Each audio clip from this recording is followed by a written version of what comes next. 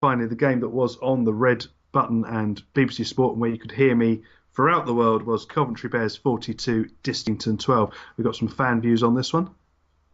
Yeah, Fatboy Rob says, good entertaining match with some decent tries and some very decent kicking. Yeah, is it Benstead? Benstead, Is that yeah. his name? Great goal kicking. Good to get into the spirit of pub rugby before my visit to the polls next weekend. Alan Witt said, a game that was over at half time really, as Dizzington failed to show for much of the second half. An impressive first half display from the Cumbrians, and it was difficult to tell who was the semi-pro team. Both teams capitalised on handling errors. A good second half display from Coventry with Benstead's kick spot on. Impressive win for the Bears, which will give them a boost for their next league match. And Shoddy and Mungo said, well done to Coventry. Did I hear in the commentary that some of the players are full time? I think fitness told in the end, but Dizzington competed well early on. Yeah. I don't think he did hear that in the No, commentary. I think all they were referring to was some of the student players who obviously, they're students, so they're not really doing anything else. But no, there's certainly not any full-time players there. But yeah, it was a great. They made a big point about none of the players having kids and wives, other than maybe one or two of them. Yeah. So they had a lot of time to get training in. That they were weirdly fixated with that on the commentary. It was quite odd. That did come up a couple of times. Did you watch this one then? I did watch this one. I was listening out for what I could catch of you in the background playing the tunes and all of that. Yeah, I mean, the young fullback for Coventry, he seems like he's got really great feet, really bad hands. So something to work on there. But he looked like a threat. The big centre, the big right centre, he was a good player for your lot. The one with the hair or the one without the hair? Well, both actually, but I was more impressed by the one without the hair who scored all the tries. Jason Bass, yeah, he's good lad. He's been around for quite a while. He was excellent yesterday. Dante Morley Samuel's brilliant feet. His movement was particularly good, and it was really interesting to watch that. I thought coming up. Yeah, and obviously the key thing in the game was the hair battle between DMS and Brian Ritchie of the Dizzington side. I spoke to Brian Ritchie in the bar afterwards, and he was a really nice chap. But I tell you what, he had some proper muscles on him. You saw him up close. Well, he had a lot of skill as well. He played 80 minutes. Yeah, you saw him up close, and it was like, oh, he looks quite handy. He's sort of one you could see getting picked up somewhere. Well, yeah, I mean, the game was entertaining to watch. There were some good tries scored in the end as things opened up a bit. There was a few kind of problems picking up kicks off the floor, let's say, for both sets of players. But maybe that was just cold hands for the fullbacks not getting to touch the ball very often. It was a freezing cold day. It's quite exposed there at the Butts Park Arena, so you got quite a wind coming in, and certainly in the first half, it was bitter. It was really quite cold, so it doesn't surprise me if anyone was slightly cold. Did you hear the death horn at the end? I did, yeah. Is that a new thing you've brought in? Yeah, so I spent my Friday evening googling Serbian battle horns, another thing. I mean, I should have just asked Dr. Hideous. Really, he would have given me sort of 5 different sounds I could have chosen from. He has a whole catalogue of real battle horns that he exhibits and travels around the world with, I'm sure. Yeah. So, do you have any final takeaways from the experience of being on the televised game and those sorts of things? It was really good. I mean, obviously, as I alluded to before, being at Coventry has been fantastic. I've really enjoyed it. I felt really welcome, sort of really warm. It's like I've been at the club years already, even though I'm only 2 games in. So I've enjoyed it. It was quite good. Certainly my Twitter feed yesterday afternoon was going bananas with the amount of people that were getting involved, commenting. It's really good fun. I think we've got quite a lot of people that came. Obviously, there's quite a few fans in the ground as well, making pretty good noise in the ground, which is good. There's a really good atmosphere down there, and I'm looking forward to York next week and taking that one in. So that'll be interesting to pick that one up. Did you get a chance to catch up with any of the SLP family that were there? I think some of the old All Goals lads were in attendance. Yeah, Al Witts came and saw me at half time, so we had a quick chat in between the kicking competition, which annoyingly because they put the logos over the screen, you couldn't see the crossbar challenge, and the guy did it on the second kick. Apparently he'd not kicked a rugby ball since school, and this was his first Bears game, and then he goes and wins hospitality at Wembley, courtesy of Ladbrokes, just through 2 kicks. It was fantastic. Fair enough. Well, we'll find out who plays in the next round of the Challenge Cup because Rob Parker and Andrew Henderson will conduct the Challenge Cup fourth round draw live on the BBC Sport website on Tuesday, 27th of February from 7 p.m. So hopefully you've listened to this in time to make sure you catch that. We're going to move on now to give our preview and predictions for the next week in Rugby League. So here we go.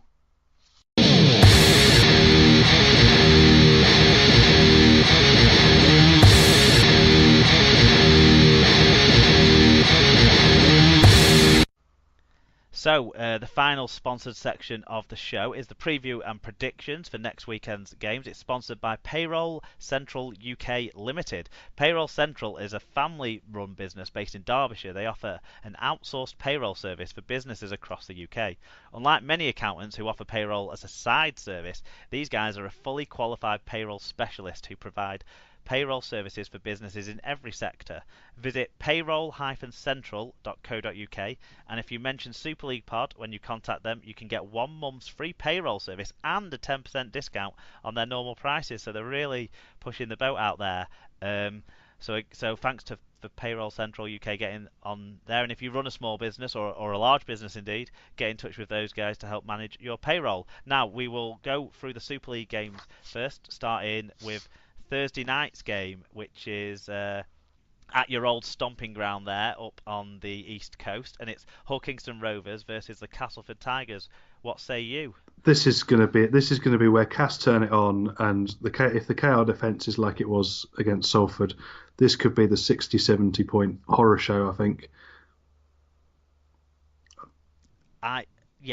So you're going Cass then? Yeah, going Cass by quite some comfortable margin. I don't know if it'll be that comfortable because it's still bitterly cold weather, and nowhere is colder in rugby league than East Hull on a Thursday night. I don't feel so. I'm going to go with Cass by 14 in this one. I do feel like they're getting it together a little bit, whereas Hull KR, Danny Maguire's expected not to be back, so I don't expect an improvement. Yeah, moving on, the game that I feel should have been on TV, Hull FC versus Warrington. What do you say on this one? I'm saying Warrington on this one. Yeah, these are always close games between these two sides over the last few years. I'm actually going to back the home side for a narrow 1-point win. It's going to be a Snide call late in the game, a Snide call, sorry, to pronounce his name correctly. And it'll be a 1-point win for Hull in a close, low-scoring, attritional affair. I think. How do you see why winning? How do you see it panning out that way? Yeah, I see why they're doing exactly what they did this week, getting ahead early and then just imposing some dominance. I think FC will do well, and I think it'll be quite close. But I think certainly if they're still missing Houghton, then I think that's sort of their main attacking threat in terms of where they'd be able to compete against why will go. And I think that'll sort of lose the rest of their shape. So I think that's going to do for them. Fair enough. Friday night's Sky televised game kicking off at 7:45, and Sky seem determined to do whatever they can to stop people actually turning up through the gates at Wakefield this year. So it's going to be Wakefield and Huddersfield in front of a probably small crowd, unfortunately, but hopefully plenty of people get behind this Wakefield side, because I think they're going to go on to a 4th win out of 4. I think they're going to win by, I've got them winning by a 10-point margin. It could be more than that, depending on how early they get going against this Huddersfield side, but I just think they are the better side at this time. They've got more things in place. They've got a brilliant forward pack that is firing, and they've got some finishers. So I'm going to go Wakefield by 10. Yeah, I'm going to go Wakefield. I think it could be even more dominant than that. I think certainly their forward pack is really looking good, as you said, and I think they've got those outside backs that you showed against Catalan. They can really motor on. I think they could do, certainly if Huddersfield don't find their gears again, I think that could be exactly the same. Also on Friday at 8 o'clock, we've got Leeds against Catalan. I mean, do we even have to bother with predictions on this one? Well, because Leeds have got so many injuries and aren't expected to get too many players back, I don't expect it to be a complete walkover. But I've got in my mind's eye, I've got a Callum Watkins penalty on about 78 minutes from about 40 metres out in front of the sticks, just to take Leeds over the line for that 2-point victory in a narrow, gritty, filthy, poorly executed game. I don't want to be at this one, so I'm glad I'm not going to be. But I think Leeds by 2. Yeah, I'm saying Leeds. I think it'll be a bit more comprehensive. I can't see Catalan. I mean, we know they don't travel particularly well, famously anyway, and I can't see them getting up for this one, especially if the weather is as it is continuing to be. I think freezing. Also on Friday, also kicking off at 8 o'clock, we've got Saints against Salford. What do you say for this one? Yeah, I think Saints are looking too good, and at home they're going to roll through the gears and score plenty of points. I don't think Salford are a bad side. I certainly think they can make some good shapes and score some good tries, but I just don't feel like their defence is going to have it in them to contain all the weapons Saints have. So I'm going to go Saints by 20 in this one. I think it's probably going to end up being a scoreline in the region of 40 points to 20, something like that.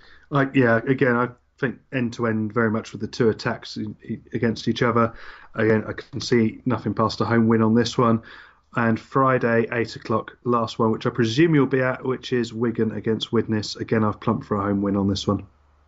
Yeah, finally March comes around and we get to see a home game at the DW Stadium this season. And yeah, I will be there and I will be cheering on my boys. And I expect Wigan to win, even though Widnes have had a good start to the season and will really be up for this. And everyone will be tipping Wigan to win. The odds will be against Widnes, and I think that'll help spur them on because they've got a lot of confidence from how they've started the season.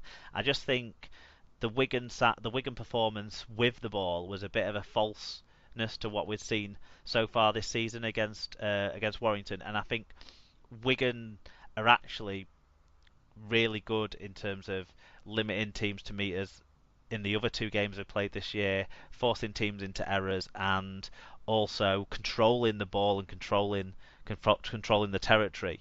So everything they didn't do against Warrington is what I expect them to do in this game against Widnes. I've got Wigan winning by 16 points. Okay, moving on to the Championship. Our game of the week there is the Lee Centurions against Featherstone Rovers. How do you fancy this one panning out?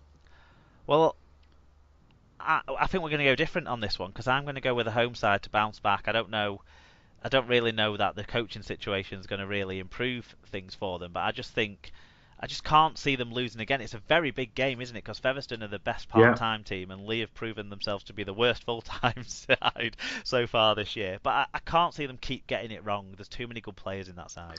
I've gone for Featherstone here. I've always had a soft spot for Featherstone, but they really seem to be gelling this year, and I think this could be when they do get it together and fight their way forward a bit more. And I think when Lee are on the back foot, I think I can't see them helping them out here with this one. Yeah, and it's the revenge game for the what's his name gone? He's got his name slipped out my head now. What's he called? Who used to play for him? I'm struggling. Martin Ridyard revenge game. There you go. It's a bit of a low rent revenge game, though, isn't it, Martin? I see you're fighting over. Gareth too, of course. Oh yes, well, I haven't seen much of him. I'm guessing he's on the bench this week, but I'm guessing he's just going. It was his 300th game this week. He was of his career, so they made a big hoo-ha about that on social media, and obviously I think he performed reasonably well. Yep. So back in Rovers for that one, and what about in League One, where you'll be resident, obviously, for Coventry against York, but we've picked out Newcastle against Keighley as the game of the week. This is two sides sort of middle of the table after one game. No one really knows anything after just one game, but they're both expected to be competing for those playoff places. I fancy Keighley to sort the shit out and get their act together in this game because it's really going to be important for them that they compete well to. We don't know what the future's going to hold in terms of the structure, but Keighley are a Heartlands club that have done a lot of good stuff in the last 20 years to kind of have a brand and that sort of thing, and it's going to be important for them to keep that going, and I do fancy them in this game. I've gone the opposite way. I've gone for the Thunder on this one. I think at home they're quite, they've got that 4G pitch up there that they're very used to. I think that they've got some real confidence coming off the win this week, whereas Keighley will be a bit sort of down on themselves after the narrow loss, and I can see them doing quite well on this one. So I'm predicting a Newcastle win I'm going to say by 12 points on this one. It is my prediction that I'm probably the least confident of, but I wanted to go different. Okay, well that's That's the preview and predictions covered off. Now, we're now all that's left to do is wrap up the show. I've got a special quiz lined up for you, Tim, so get yourself ready for that one. Standing by.